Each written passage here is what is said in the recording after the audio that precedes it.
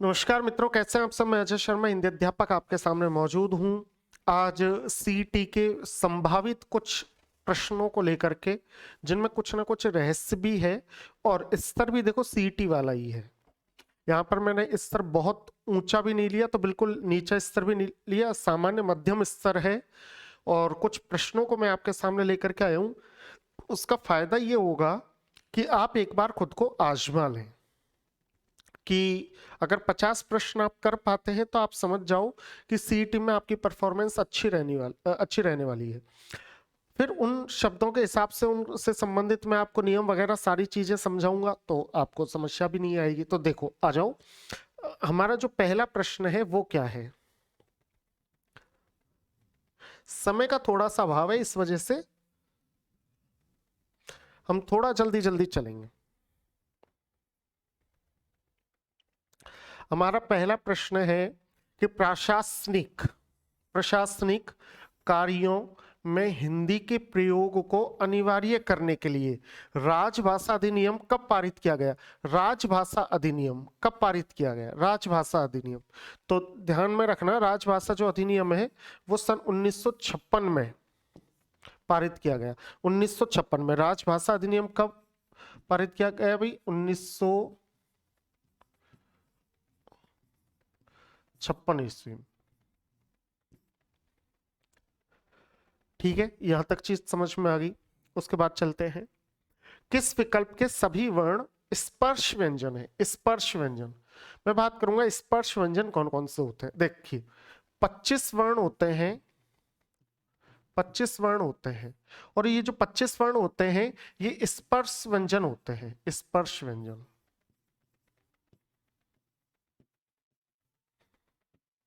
ये कौन कौन से हो गए। ये हो गए क से लेकर मैं तक, यानी क वर्ग से लेकर म वर्ग तक। क ख ग घ ग च छ ज ढ ज झ ञ ट ठ ड ढ ण त थ द ध न प फ ब भ म। इस प्रकार से 25 अक्षर। अब देखो, इसमें भी स्पर्श व्यंजन है, इसमें भी स्पर्श व्यंजन है। ग ज क ठ द भ ये भी सभी स्पर्श व्यंजन है। लेकिन ग ज य व ये और वे ये स्पर्श व्यंजन नहीं है, ये तो अंतस्थ वर्ण है। अंतस्थ वर्ण, अंतस्थ वर्ण कौन से होते हैं। य र ल व, ये 4 वर्ण हैं जो अंतस्थ वर्ण है। इसलिए जो सही उत्तर होगा वो कौन सा हो गया। डी उत्तर हो गया। आगे चलते हैं।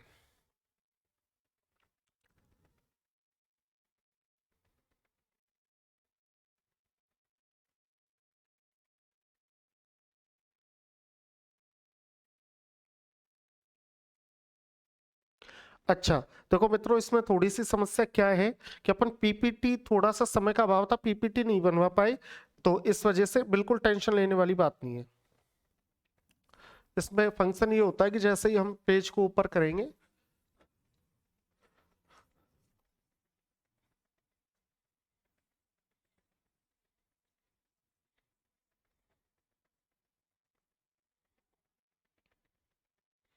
देखो अब आते हैं प्रश्न नंबर 2। जिन स्वरों के निर्माण में ओठ गोलाकार हो जाते हैं उनको क्या कहते हैं। देखिए, वृत्ताकार वर्ण कौन से होते हैं। जिनको बोलते समय होठ ओ ओ इस तरीके से गोलाकार हो जाते हैं उनको अपन वृत्ताकार बोलते हैं। वृत्त आकार, वृत्त धन आकार। वृत्त का मतलब गोल, तो होठों के गोल होने का संबंध किससे है। वृत्ताकार से। इसलिए सही उत्तर क्या है, सी। मूर्धन्य ध्वनियां कौन सी हैं। प्रश्न है, मूर्धन्य ध्वनियां कौन सी हैं। मूर्धन्य ध्वनियां कौन सी होती हैं। ट वर्ग जो है, ट वर्ग, ये मूर्धन्य ध्वनियां है। अब देखो भाई, ये इस जितने भी वर्ण हैं ये मूर्धन्य है ट वर्ग के। अब ये तो मूर्धन्य नहीं है, पे फे वे चे, ये तो तालु हो गए, ये दंत हो गए। तो अब बचे कौन से? बचे अपने ट ठ ड ढ। ये ट ठ ड ढ जो है ये ही अपने क्या है? मूर्धन्य है, मूर्धन्य। ठीक है, तो इसमें उत्तर होगा ये वाला।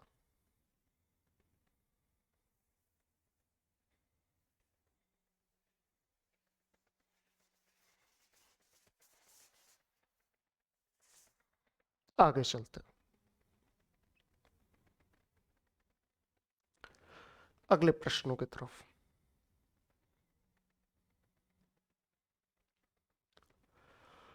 ये जो क्षय की ध्वनि है, क्षय की, ध्यान से समझना, क्षय की ध्वनि है, ये किसके अंतर्गत आती है? क्षय मूल शब्द तो नहीं है, तालव्य भी नहीं है, घोष भी नहीं है, संयुक्त वर्ण है। क्यों है? इसलिए है क्योंकि क्षय बनता है क और स से मिलकर, तो ये कैसा वर्ण हो गया? संयुक्त वर्ण।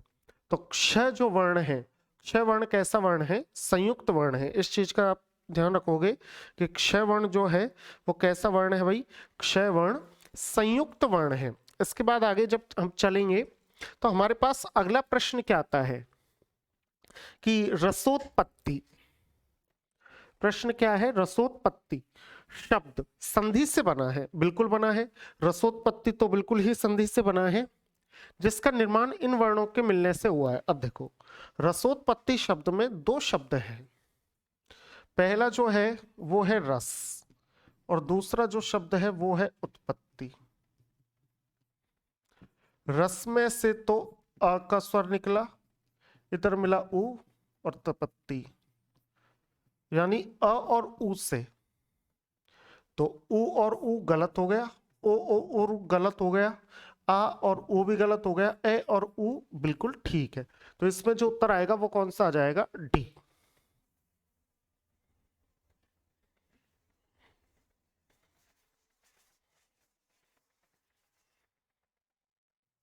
आगे चलते हैं।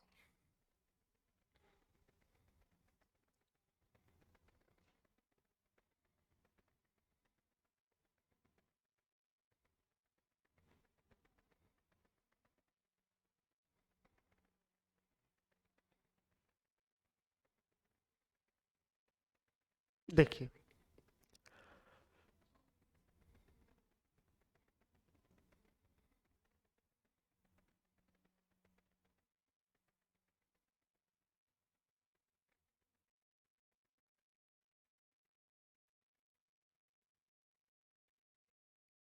देखो इनमें से किस विकल्प में सही संधि नहीं है? इनमें से किस विकल्प में सही संधि नहीं है? संधि सही नहीं है। योगी धन ईस से तो योगीश बनना चाहिए था, ये तो योगेश है, यानी ये गलत शब्द है। सट और आनंद से सडानन है, ये तो सही संधि है। नव और ऊढ़ा से नवोढ़ा है, ये भी सही संधि है।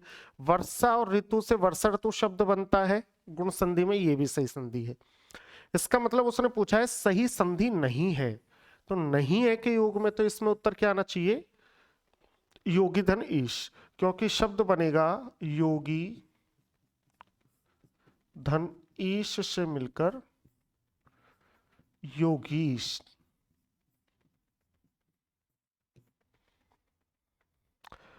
अब या तो योगी नहीं होना चाहिए था, यहां पर होना चाहिए था योग, तब तो बन जाता योगेश। तो इस तरीके से आपको ध्यान रखना है। किस क्रम में सही संधि नहीं हुई है? फिर दोबारा यह है कि भाई तीन विकल्पों में तो संधि सही है, लेकिन एक विकल्प में गलत है। वो गलत किस में है? सट प्लस मुख टे के बाद में आने पर, पंचम वर्ण आने पर, ये टे बदल जाएगा खुद के पंचम में, सणमुख बिल्कुल सही है, ये तो सही है। जगत तय के बाद में आने पर ये खुद के पांचवें बदलकर जगन माता हो जाता है, ये भी सही है। ये अनुस्वार के बाद स्पर्श व्यंजन आने के बाद ये उसका पांचवा बन जाएगा, तो तीर्थंकर यहां पर गए आना चाहिए था। फिर भी इसमें कहीं ना कहीं झोल है, क्योंकि शब्द बनना चाहिए था तीर्थम प्लस कर से तीर्थंकर।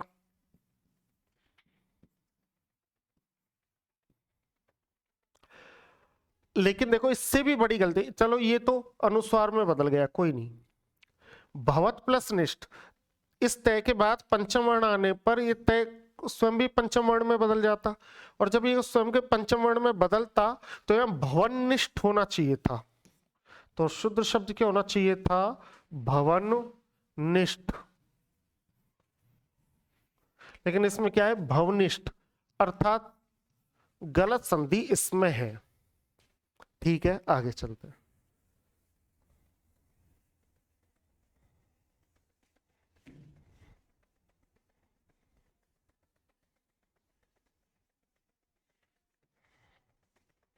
देखो आगे जब हम चलेंगे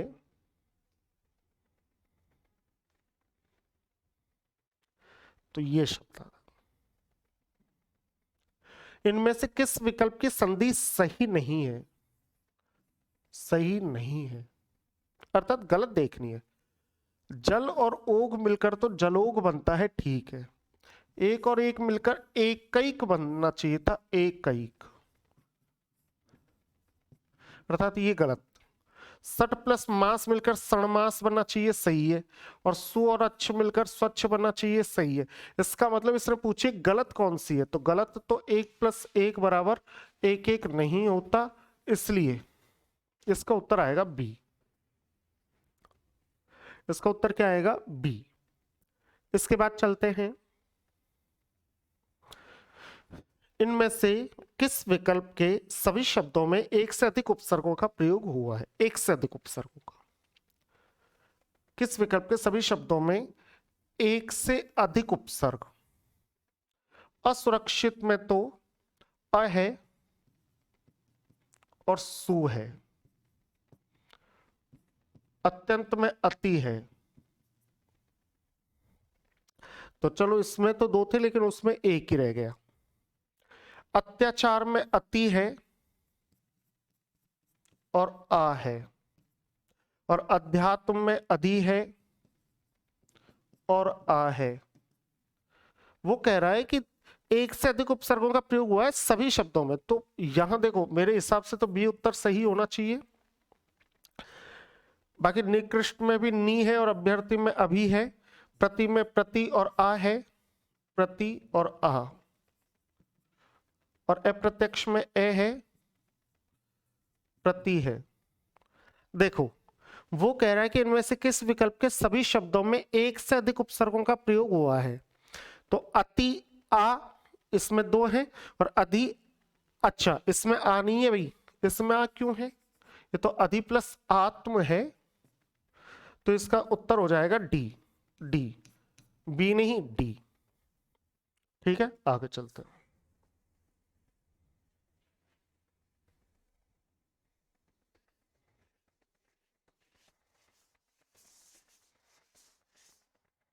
देखो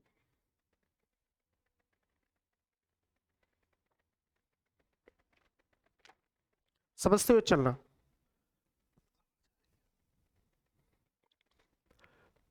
विपज्य जाल में कौन सी संधि है?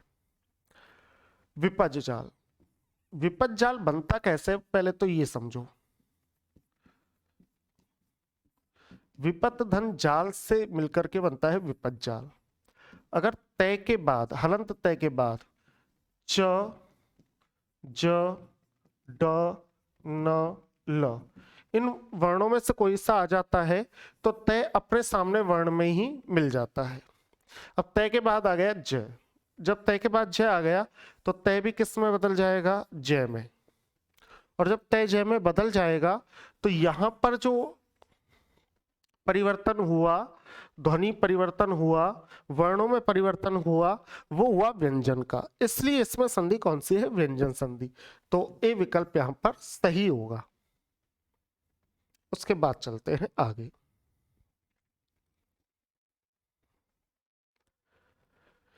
एकाधिक उपसर्गों से निर्मित शब्द है। एकाधिक का मतलब क्या होता है? एक अधिक का मतलब होता है एक प्लस अधिक, यानी एक से अधिक। व्यवहार में मैं बात करूंगा तो वी और अव है, आलोचना में आ है, अधिनायक में अधि है, और परियोजना में परि है। अर्थात यहां पर उत्तर कौन सा हो जाएगा? ए। यहां पर उत्तर कौन सा होगा? ए। बहुत अच्छे से समझते हुए चलना। विपक्ष जाल में जो संधि हुई वो अपने व्यंजन संधि हुई, और प्रश्न संख्या 12 में जो उत्तर आएगा वो ए विकल्प आएगा। अब चलते हैं आगे।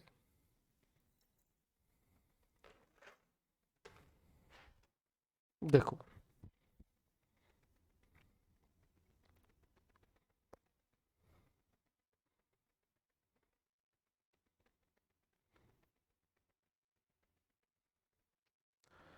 अब चलते हैं आगे।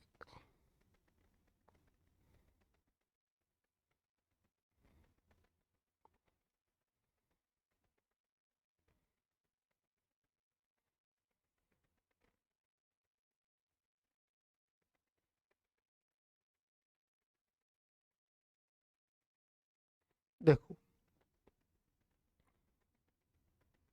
निम्न में से किस विकल्प के सभी शब्दों के उपसर्ग और प्रत्यय दोनों का प्रयोग हुआ है?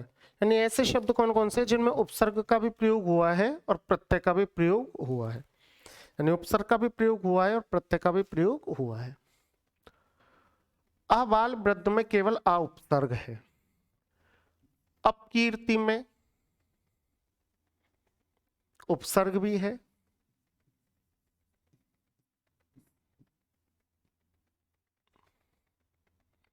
और प्रत्यय इसमें हम मान सकते हैं ई प्रत्यय।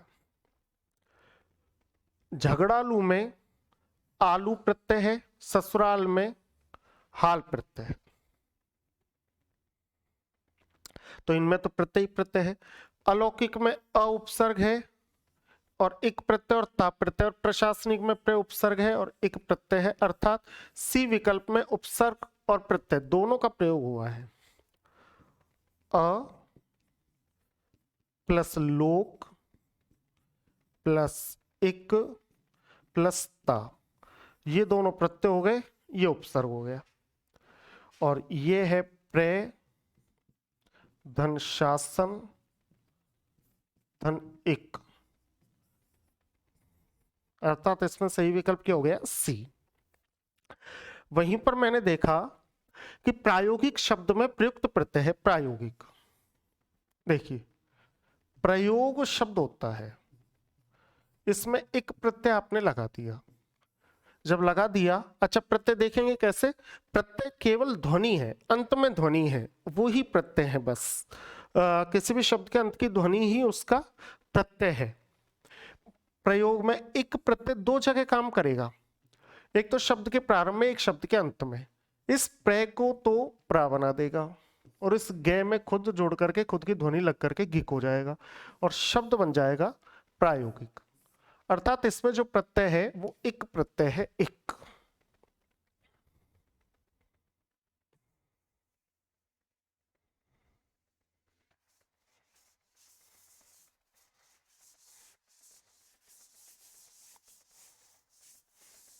आगे चलते हैं।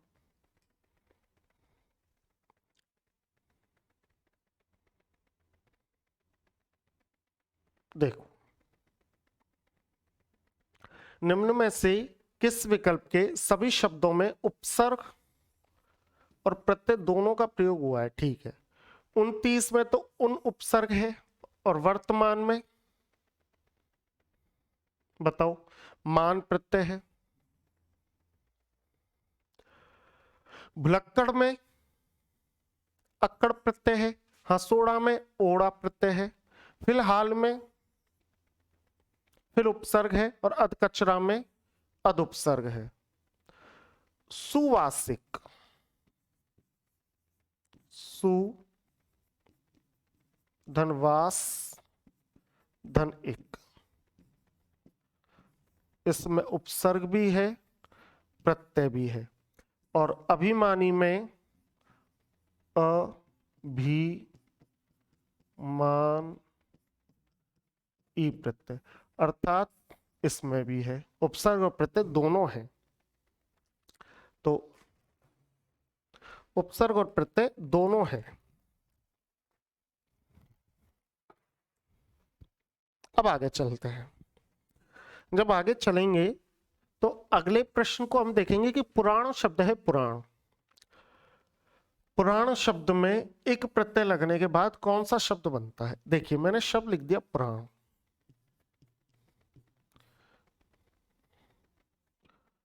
पुराण, और इसमें लगा दिया मैंने एक प्रत्यय। ये एक प्रत्यय दो जगह काम करेगा। पू को तो बना देगा पाऊ, णे में खुद जोड़ करके बन जाएगा अणिक, और शब्द क्या बन जाएगा? पौराणिक। अब हमें पौराणिक कहाँ मिला? ये मिल गया पौराणिक, पौराणिक। आगे चलते हैं।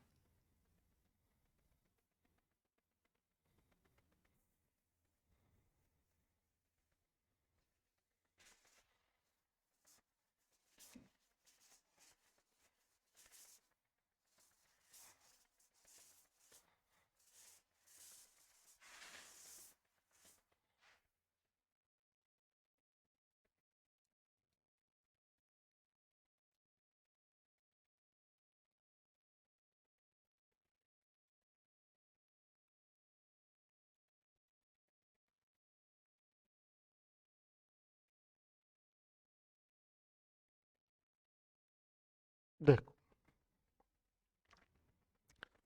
ध्यान से समझना, ध्यान से समझने वाली बात क्या है? गुरु दक्षिणा शब्द का समास विग्रह होगा। गुरु दक्षिणा, गुरु दक्षिणा की अगर मैं बात करूं तो शब्द है गुरु और दूसरा है दक्षिणा। अब गुरु की दक्षिणा नहीं, गुरु के कारण दक्षिणा ये भी नहीं, गुरु कृपा के लिए दक्षिणा ये भी नहीं, गुरु के लिए दक्षिणा हाँ। यहां पर जो समास है वो है तत्पुरुष समास।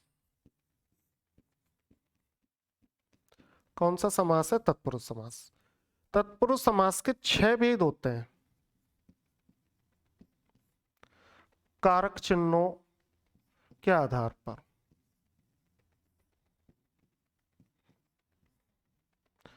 कारक चिन्हों के आधार पर कितने भेद हो गए? 6।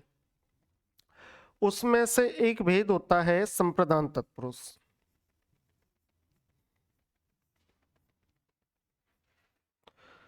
इसका जो कारक चिन्ह होता है वो होता है के लिए।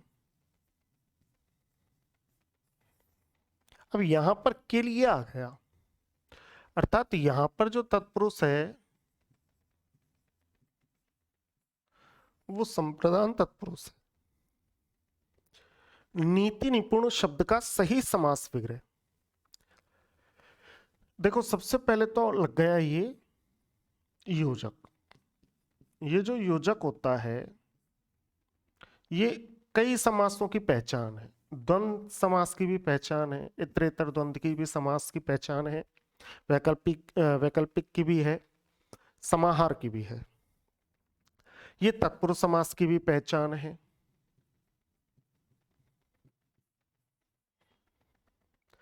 अविभाव में भी देखा जा सकता है।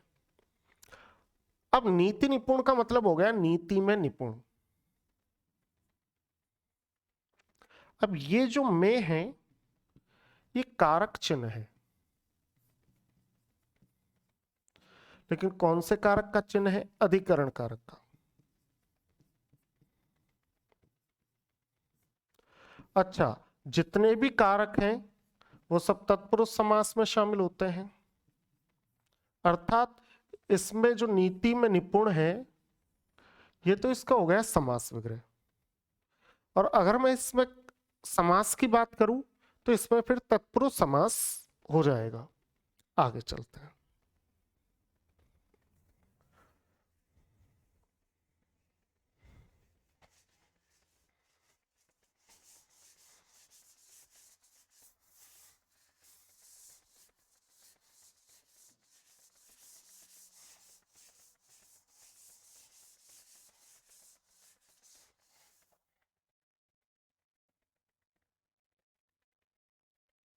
देखो,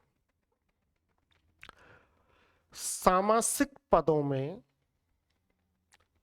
निहित समास के संबंध में अनुचित विकल्प, अनुचित विकल्प यानी अभी हमसे क्या पूछना चाह रहा है, ये हमसे पूछना चाह रहा है अनुचित विकल्प। हमसे क्या पूछना चाह रहा है भाई, ये हमसे पूछना चाह रहा है अनुचित विकल्प। गुरु दक्षिणा अभी अभी मैंने बात की थी, उसमें के लिए आएगा, के लिए, गुरु के लिए दक्षिणा, तो के लिए आएगा। अब जब के लिए आएगा तो अत्युत्तम, इसमें अभी विभाव बिल्कुल ठीक है क्योंकि अति है और अति अव्यय है, संस्कृत का अव्यय है, और हिंदी में इसमें उपसर्गों में भी जो संस्कृत के उपसर्ग शामिल है उसमें अति को हम पढ़ पाते हैं, इसलिए ये अव्ययीभाव समास है। षड ऋतु, इसका जो पहला शब्द है, पहला पद है, वो संख्यावाची, इसलिए इसमें द्विगु समास आ गया, बिल्कुल ठीक है। और क्षपानाथ, क्षपा के जो नाथ है, पृथ्वी के जो नाथ है, उन बहुब्री समास में आ गया, बिल्कुल ये भी ठीक है क्योंकि अन्य पद प्रधान हो रहा है। तो फिर यहां पर गलत कौन सा है, कर्मधारय, क्योंकि पहले ही हमने पढ़ा था कि गुरु दक्षिणा का मतलब गुरु के लिए दक्षिणा। समास विग्रह की दृष्टि से सुमेलित विकल्प का चयन कीजिए। असुमेलित, असुमेलित का मतलब होता है गलत, असुमेलित का मतलब क्या होता है, गलत। आकाश पतित, अब यहां पर से आना चाहिए था क्योंकि पतित का अर्थ होता है गिरा हुआ।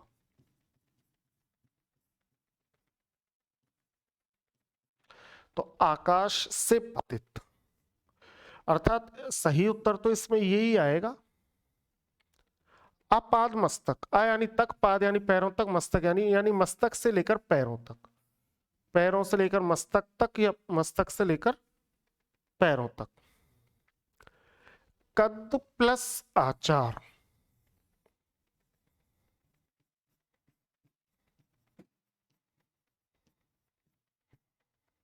कदाचार अर्थात कुत्सित है जो आचार, ये भी सही है, मतलब सॉरी, ये भी सही है, ये भी सही है, लेकिन ये गलत था, उसने पूछा ही गलत है। और चतुष्पथ यानी चार पथों का समूह, ये भी सही है, अर्थात इसमें जो सही उत्तर आएगा वो ए आएगा, ए। आगे चलते हैं।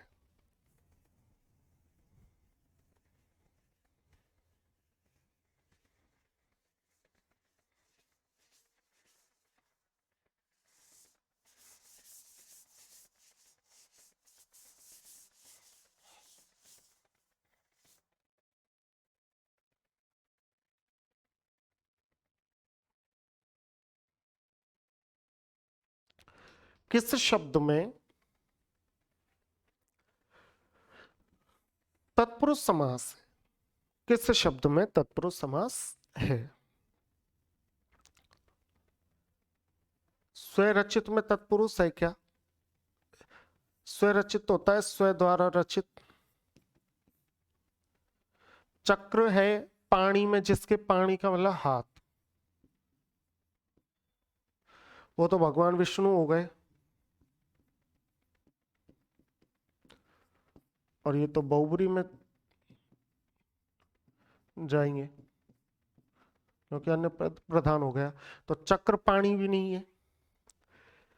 स्त्री पुरुष, स्त्री और पुरुष, ये तो द्वंद समास हो गया, द्वंद का इतरेतर हो गया, तो ये तो द्वंद हो गया। और निशाचर है, कर है, क्या है ये है निशाचर, रात्रि में विचरण करने वाला, ये राक्षस हो गए, तो ये तो बहुब्री में जाएगा।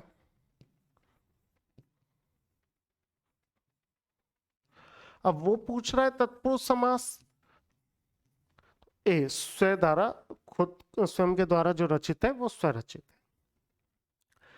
समास की दृष्टि से अनुचित विकल्प पहचानिए, समास की दृष्टि से अनुचित विकल्प पहचानिए। अनुचित का मतलब होता है गलत,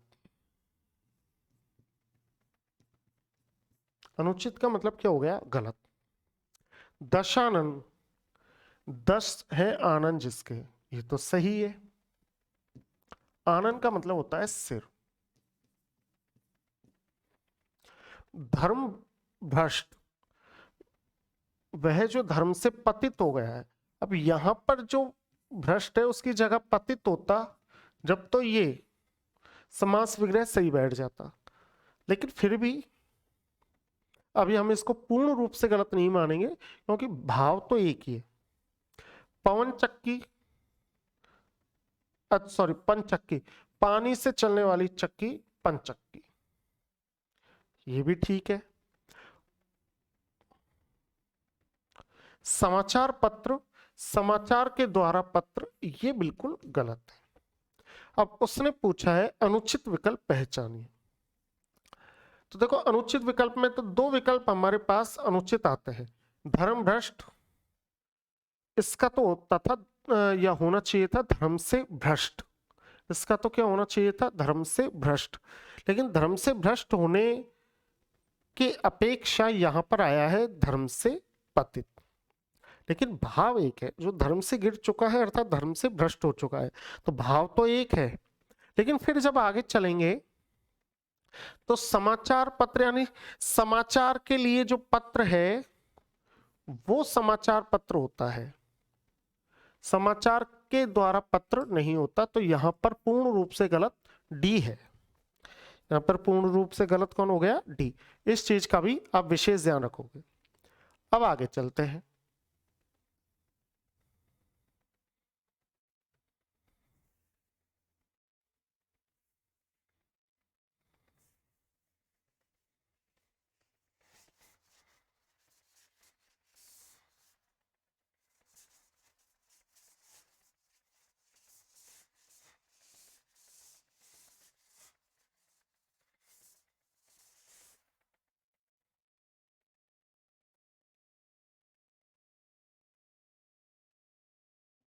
आगे चल, देखिए अगले प्रश्न हमारे सामने है।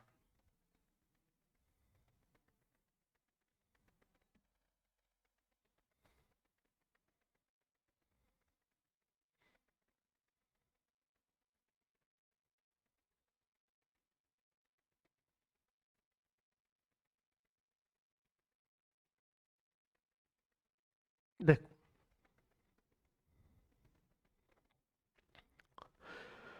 निम्नलिखित में से कौन सा शब्द अनेकार्थ शब्द अज से संबंधित नहीं है। मैं आपको बता दूं कि अज अनेकार्थक शब्द है, अनेकार्थक शब्द है। अब अनेकार्थक शब्द क्यों है, क्योंकि ए का मतलब तो नहीं, जय का मतलब जन्म लेने वाला, जो जन्म नहीं लेता वो अज है। ब्रह्मा जी का जन्म नहीं होता, ब्रह्मा जी अज कहलाए। दशरथ के पिताजी का नाम अज था, तो देखो ब्रह्मा जी का संबंध अज से है, दशरथ के पिताजी का संबंध अज से है। बकरे को भी अज कहा जाता है। अब बकरे को अज क्यों कहा जाता है, आप कहोगे बकरा तो जन्म लेता है और हमने कहा है कि जो जन्म नहीं लेता उसको अज कहते हैं, फिर बकरे को जन्म क्यों कहा गया, उसके पीछे कारण है। कारण क्या है कि बकरे को हलाल कर दिया जाता है, मीट बन जाती है, बलि चढ़ जाती है, हर चीज में बकरा बकरा बकरा। तो हमारे पूर्वजों ने कहा कि बकरे का जन्म लेना और ना लेना दोनों बराबर है, इसलिए इसको अज की श्रेणी में दे दिया।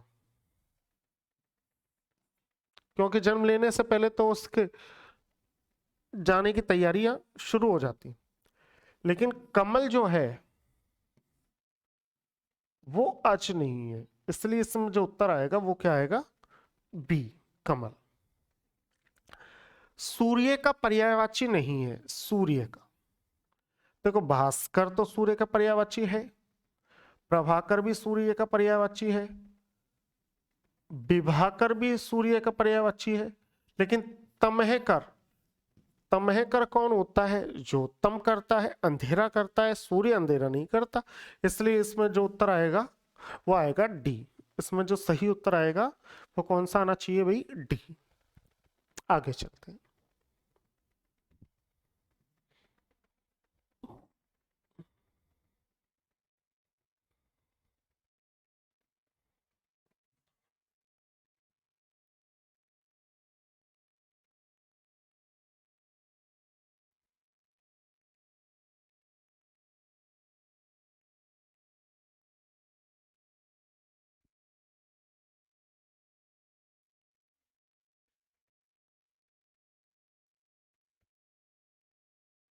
देखो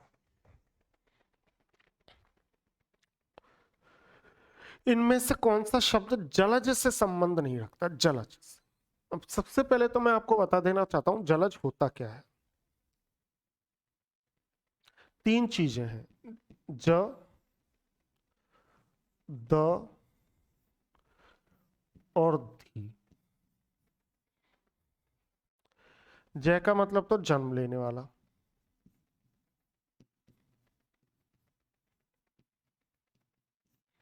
दे का मतलब देने वाला, और धी का मतलब धारण करने वाला। अब मैंने शब्द ले लिया जल, जल में लगा दिया जय, ये बन गया जलज, अर्थात जल में जन्म लेने वाला। जल में जन्म लेने वाला तो कौन हो गया, कमल। अब मैंने लगा दिया जल, इसमें लगा दिया द, ये बन गया जलद, जल देने वाला। जल कौन देता है, बादल, तो जलद का अर्थ क्या हो गया, बादल। जलज का अर्थ क्या हो गया, कमल, और जलद का अर्थ क्या हो गया, बादल। और वहीं पर धी, धी का मतलब होता है धारण करने वाला। मैंने लगा दिया जल, ये बन गया जलधि। जलधि, जल को धारण कौन करता है, समुद्र। तो जलज यानी कमल, जलद यानी बादल, और जलधि यानी समुद्र। अब वो पूछ रहा है कि जलज से संबंधित नहीं है, जो जल में जन्म लेता है वो जलज है। मोती जल में जन्म लेता है, शंख जल में जन्म लेता है, कमल जल में जन्म लेता है, और हंस ये जल में रहता है, लेकिन जन्म लेने से संबंधित हंस का इस जलज से कोई मतलब नहीं है। इसलिए इसमें जो उत्तर आएगा वो क्या आएगा, हंस। उत्तर क्या आएगा इसका, हंस। निम्नलिखित में सूर्य का पर्यायवाची है, सूर्य, मार्तंड। सूर्य का पर्यायवाची क्या है भाई, मार्तंड। इस चीज को विशेष ध्यान रखेंगे, सूर्य का पर्यायवाची है मार्तंड। आगे चलते हैं।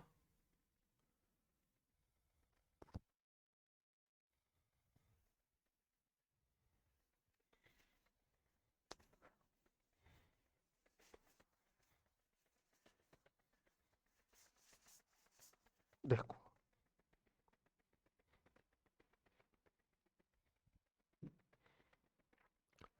निम्न में से कमल का पर्यायवाची, कमल, अरविंद कमल ही होता है। पंकज, पंख, पंख का मतलब कीचड़। जय का मतलब जन्म लेने वाला, कीचड़ में जन्म लेने वाला कमल।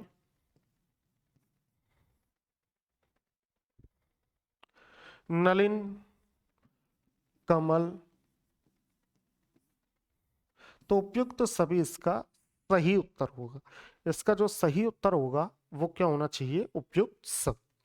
द्विज शब्द का सही अर्थ समूह है द्विज। मैं आपको बताऊंगा द्विज होता क्या है। द्विज होता है, जय का मतलब तो जन्म लेने वाला, जन्म लेने वाला, और द्वि का मतलब दो बार, दो बार जन्म लेने वाला द्विज कहलाता है। दो बार जन्म लेने वाला कौन कहलाता है? द्विज कहलाता है। अब ब्राह्मण दो बार जन्म लेता है क्या? बिल्कुल लेता है। कब लेता है? ब्राह्मण दो बार जन्म लेता है, एक तो मां की कोख से, दूसरे गुरुजी के योग से। जब वो यज्ञोपवीत संस्कार उसका होता है और वो जनेऊ धारण करता है, तो ऐसा माना जाता है कि वह उसका दूसरा जन्म है। इसके बाद जो उसे जिंदगी जीनी है वो अब तक की भूत वाली जिंदगी से अलग जीनी है। तो ब्राह्मण को द्विज कहा जाता है, दो बार उसका जन्म होता है। न सूर्य का दो बार जन्म होता है, न स्त्री का दो बार जन्म होता है। पक्षी, दांत, चंद्रमा। अब देखो यहां पर जो सही उत्तर माना गया है वो माना गया है बी। किसको माना गया है? बी। पक्षी दो बार जन्म कब लेता है? एक तो अंडे में, अंडे के माध्यम से, और दूसरा फिर अंडे में से निकल जाता है। तो पक्षी दो बार जन्म लेता है। दांत, एक दूध का दांत, और फिर ओरिजिनल दो दो बार जन्म लेते हैं। और इसी प्रकार से चंद्रमा भी दो बार जन्म लेता है। तो इसका जो सही उत्तर है वो है बी। बी। ठीक है, आगे बढ़ते हैं।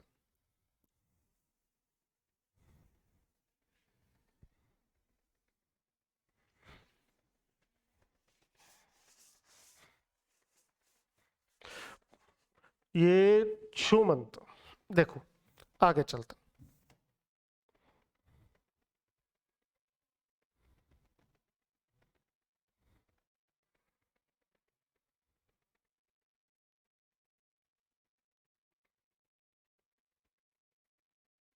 देखो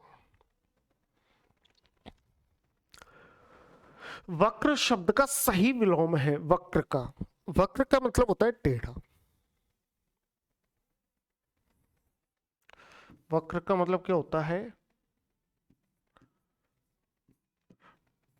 टेढ़ा।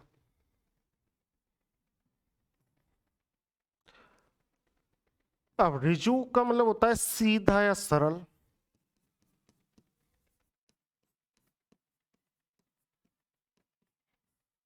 अब कहीं ना कहीं रिजु वक्र का सही विलोम है। टेढ़ा नहीं हो सकता, क्षुद्र नहीं हो सकता। तो रिजु किस विलोम, किस क्रम में विलोम उचित नहीं है? उचित नहीं है अर्थात क्या पूछा है? गलत पूछा है। निर्दय का दयालु, ये उचित नहीं है। पतिव्रता स्त्री है, उसका विलोम उल्टा होता है, बिल्कुल ठीक है। परितोष का संतोष होता है। नत का,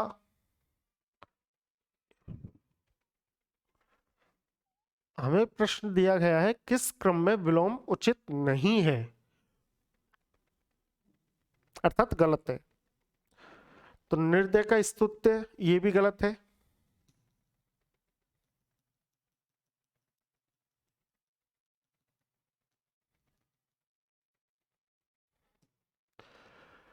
ये भी गलत है, क्योंकि निर्दय का तो स्तुत्य होता ही नहीं है। उसने पूछा है उचित नहीं है। पतिव्रता का उल्टा ये तो ठीक है। परितोष, संतोष, ये भी विलोम ठीक नहीं है। और नत का उन्नत, ये तो ठीक है। तो यहां पर निर्दय है ये। अब देखो यहां पर दो उत्तर बैठ रहे हैं, निर्दय और स्तुत्य। अब या तो ऐसा हुआ ये निर्दय नहीं है, ये निंद्य है, निंद्य, जिसको हमारे टाइपिंग मास्टर ने निर्दय कर दिया। तो अगर ये यहाँ पर निंदे है तो निंदे का तो स्तुत्य होता है, ये ठीक है, लेकिन परितोष का संतोष नहीं होता, तो यहाँ पर जो सही विकल्प है वो सी है।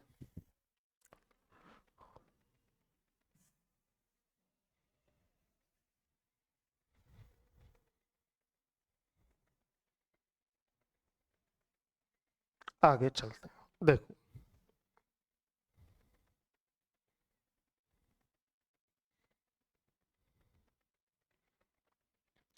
विलोम शब्द के रूप में कौन सा मेल ठीक नहीं है। विलोम शब्द के रूप में कौन सा मेल यानी कौन सा जो मिलाप है वो ठीक नहीं है। ठीक नहीं है अर्थात गलत है, तो गलत ही पूछा है, ठीक है गलत है। मनुष्यता पशुता ये तो ठीक है, मेल ठीक नहीं है पूछा है अर्थात गलत पूछा है। गहरा का उथला ये भी ठीक है।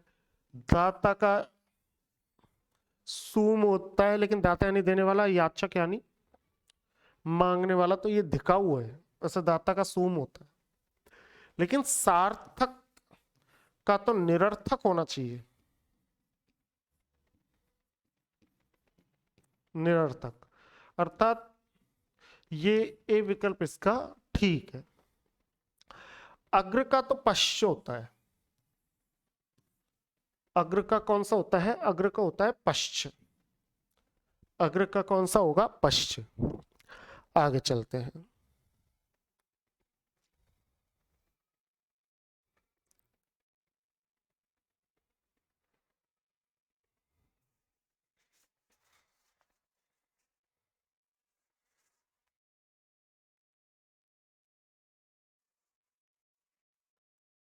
देखो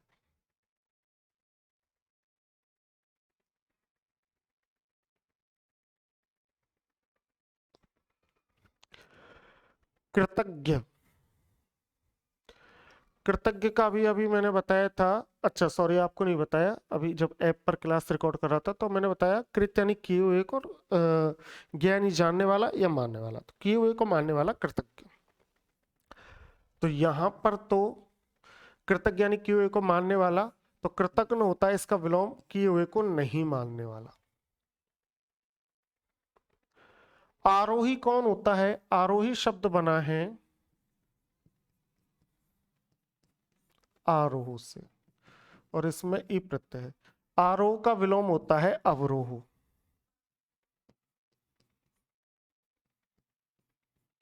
और ई इसमें लगा दिया तो बन गया अवरोही, अवरोही ये मिल गया। तो आरोही का विलोम क्या है, अवरोही। आरोही यानी चढ़ने वाला, और अवरोही यानी उतरने वाला।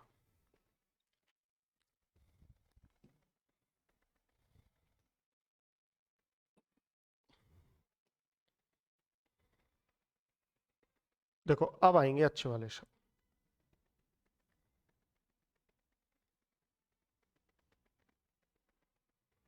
देखो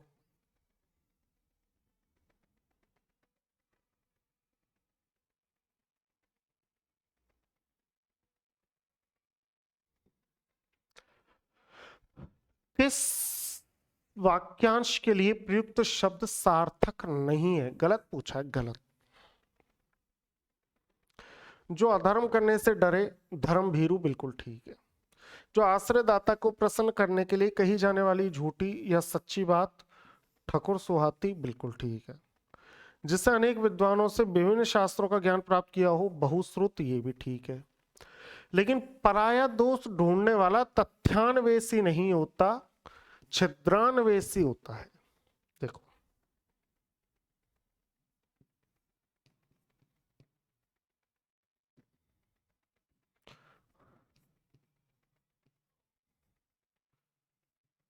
छिद्रान्वेषक या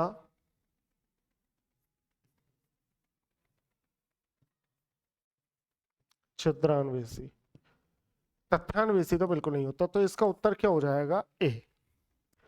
दूसरों की कमी को ढूंढने वाला छिद्रान्वेषी, जिसको संस्कृत में पर छिद्रान्वेषी कहा गया है, अर्थात दूसरे की गलतियों को ढूंढने वाला। ठीक है, आगे चलते हैं, आगे चलते हैं। देखिए किस विकल्प में वाक्यांश के लिए प्रयुक्त शब्द सार्थक नहीं है? सार्थक नहीं है अर्थात गलत है। सार्थक नहीं है इसका मतलब क्या होगा? गलत है। गलत है तो देख लेते हैं कैसे गलत है, कौन सा गलत है। जो आपसे आप उत्पन्न हुआ हो सहजात,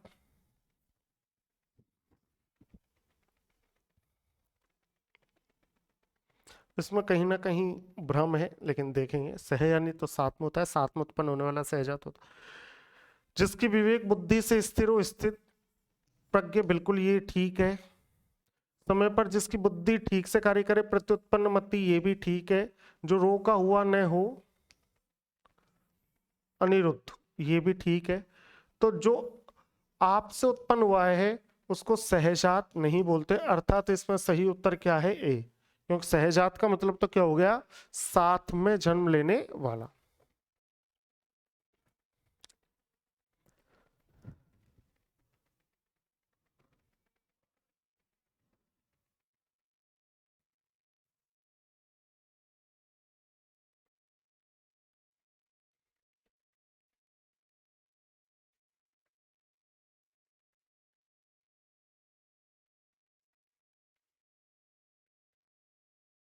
देखिए,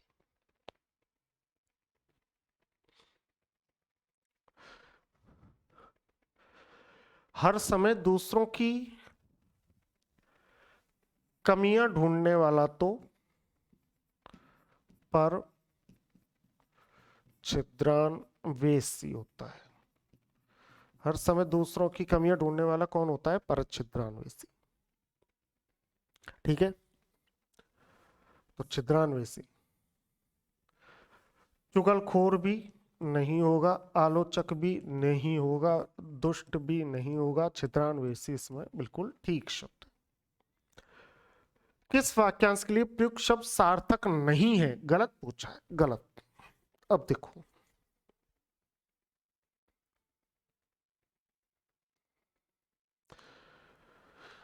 गलत पूछा है। जहां कोई विघ्न न हो, निर्विघ्न माना जा सकता है। निर्विघ्नम कुरु में देव। जिसे जीतना आसान हो, उसको दुर्जय नहीं बोलते। दुर्जय तो उसको बोलते हैं जिसे जीतना कठिन हो।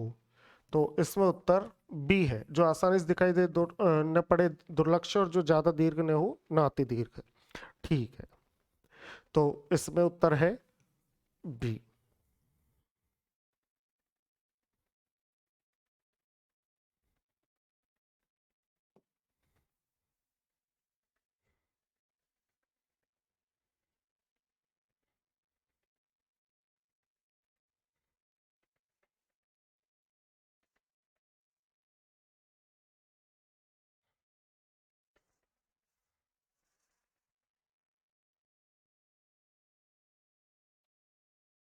जिसको वश में करना कठिन हो,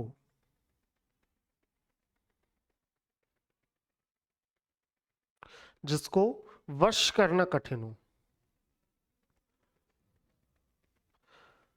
दुर्दांत तो भयानक होता है। दुरूहु, दुर्वहन, जिसका वहन करना कठिन हो। दुस्तर, जो कठिन हो। दुस्तर यानी जो कठिन हो। तो इसके लिए मैं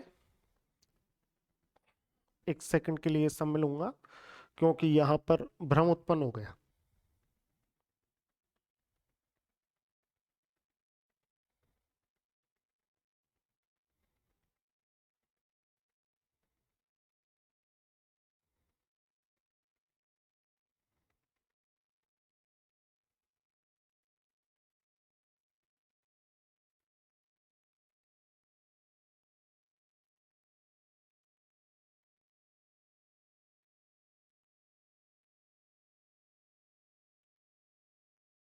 देखो, यहां पर दुर्दांत उत्तर होगा। दुर्दांत, जिसको वश में करना कठिन हो या जिसको काबू में करना कठिन हो, उसको दुर्दांत बोलते हैं। तो जिसको तैर कर पार करना कठिन हो वो दुस्तर है, जिसका वहन करना कठिन हो वो दुर्वह हो गया। तो उत्तर हो जाएगा सी। किस क्रमांक में कुल और कूल शब्द युग्म का सही अर्थभेद है? कुल, कुल का मतलब तो होता है वंश, और कूल यानी किनारा। तो परिवार तो मिल गया लेकिन योग नहीं मिला, किनारा शुरू में आ ही नहीं सकता। परिवार तो मिल गया शुरू में लेकिन कूल का मतलब ढंग नहीं मिला, तो वंश मिल गया और किनारा, अर्थात डी। डी विकल्प बिल्कुल ठीक है, वंश और किनारा।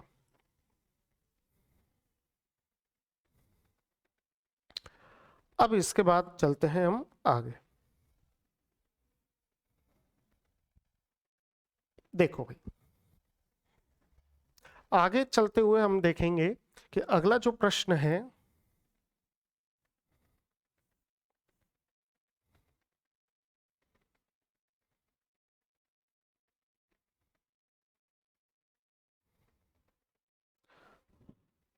निम्नलिखित में से विधा और विद्या, ये तो मेरे हिसाब से विधा है और ये विद्या है। विधा का मतलब तो होता है ढंग और विद्या का मतलब होता है ज्ञान।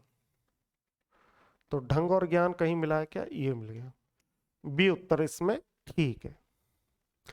किस क्रमांक में कृतज्ञ और कृतघ्न हो शब्द युग्म का सही अर्थभेद है? उपकार को मानने वाला तो कृतज्ञ और उपकार को नहीं मानने वाला कृतघ्न, ये ठीक है।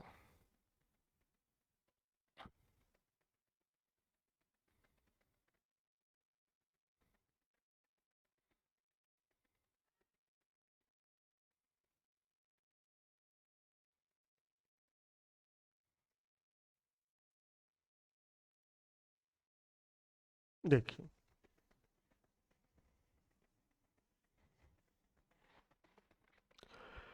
किस क्रमांक में परिमाण और परिमाण शब्द युग्म का सही अर्थभेद है? परिमाण और परिमाण, परिमाण तो नाप तोल माप है और परिमाण, अब देखो भाई, ये जो परिमाण लिखा है इन्होंने गलत लिख दिया क्योंकि ये शब्द था परिणाम। तो परिमाण का अर्थ तो क्या होता है? नाप तोल, मात्रा, और परिणाम का मतलब नतीजा। तो मात्रा और नतीजा बी।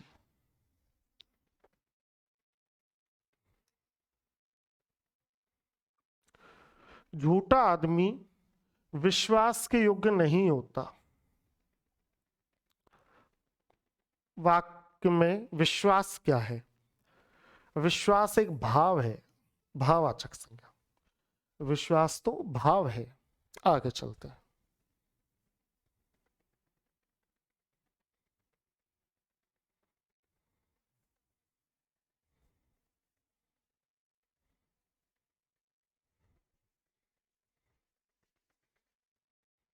देखो, इनमें से किस विकल्प में समश्रुत, अर्थात समश्रुत का मतलब होता है शब्द युग्म,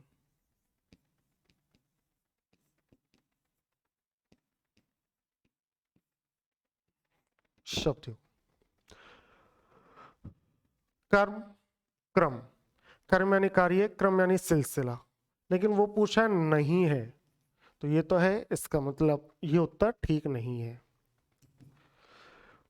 उद्यत यानी तैयार, उद्दत यानी अक्खड़, ये सही है इसलिए ये इसका उत्तर नहीं। परिमाण यानी मात्रा और परिणाम यानी सब, अरे ये गलत हो गए क्योंकि परिमाण का मतलब तो मात्रा परिणाम का नतीजा होता है, ये गलत है, अर्थात यहां पर ये सही है। गण यानी समूह और गण्य यानी गिनने योग्य, अर्थात इसमें जो उत्तर आएगा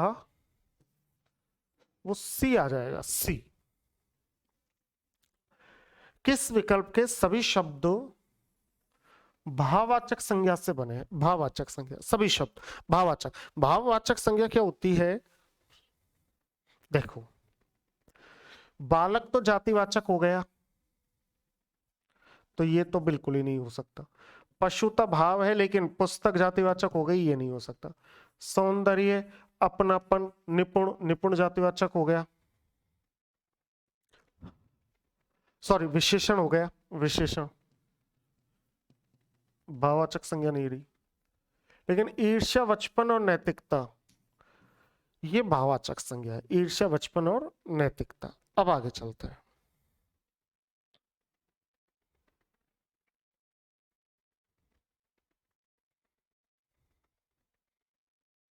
देखो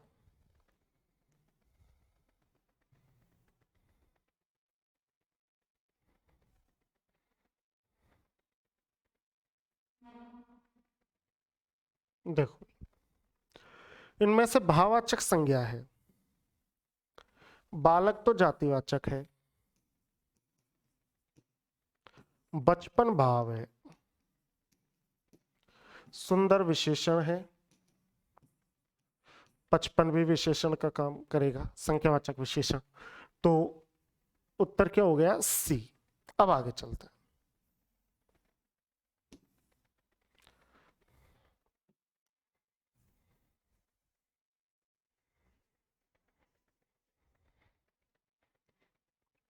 बच्चा का भाववाचक संज्ञा रूप है, बच्चा, बचपन। बच्चा से जो भाववाचक संज्ञा बनेगी वो बनेगी बचपन।